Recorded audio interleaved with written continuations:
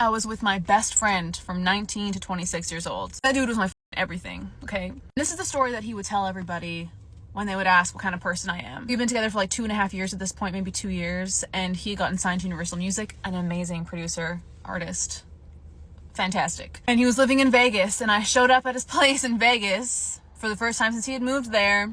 And this man was sleeping on a blow-up mattress. And I was like, there was no way that the man that I love is going to sleep on a blow-up mattress. I had no job at this point. I had just moved to the US, was getting my green card. I couldn't work.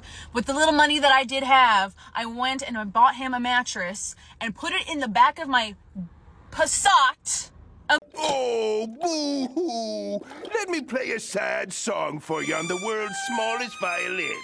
Okay, and then proceeded to carry that mattress up 3 flights of stairs at like 9 o'clock in the morning in the scorching Vegas heat. Walk in there, I'm like panting, sweating, dying, because that's what you do when you love somebody. That's the kind of person that I am in a relationship. I will give 100% of myself and the last bit of energy that I have because I love you. That is what a woman does. Yeah, we can talk about how I cooked and cleaned for him and helped him with his business and helped him become a fucking millionaire, and now he lives in a nice penthouse fucking apartment in Vancouver. I don't need— So, let me get this straight.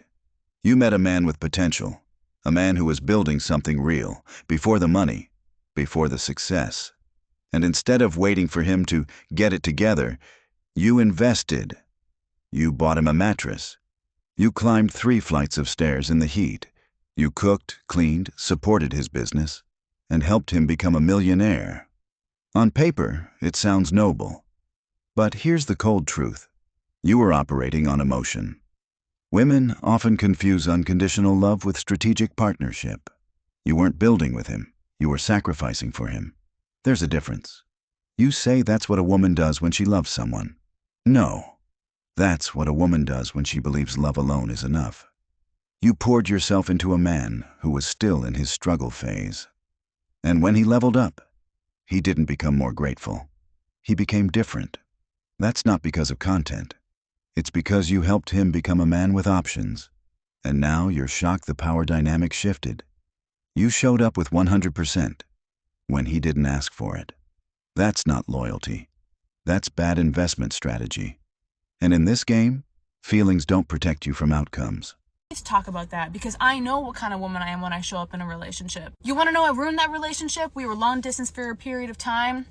I went during the pandemic and I was staying with him in Vancouver, and something changed. And you want to know what changed? He started watching podcasts like Fresh and Fit. He started listening to content about MGTOW, and that man changed. And I would sit across from him and not understand the person that I was seeing. I felt like I was waking up to somebody that I did not know. I am qualified to talk about this shit. I am qualified to understand the repercussions that red pill content have on men, because the person that I wanted to spend my life with, the person I was in love with, the person I wanted to marry changed overnight because of the content like that. And I see now the men who do watch that content. I hear the things that they say because I would listen to it. I actually started consuming that content because I wanted to understand what happened. To all the men who asked me that question, there's your answer. I'll have to ask my accountant about that.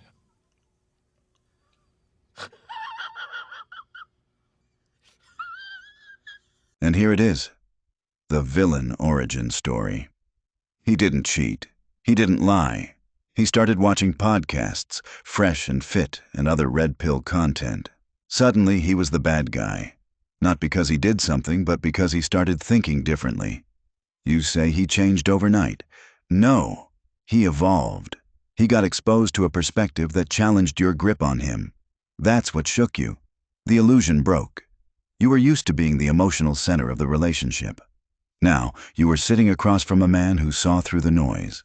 A man who finally realized that being loved doesn't mean being led. And here's the kicker. You started watching the content too, not to learn, not to grow, but to figure out what broke him. As if it was a disease.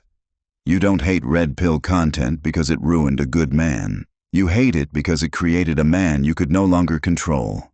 And now, you parade your pain like a cautionary tale. When really, it's just the sound of power shifting. If this message made sense to you, like the video. Subscribe for more unfiltered logic. Emotions fade. Algorithms don't. Let them know you're still thinking.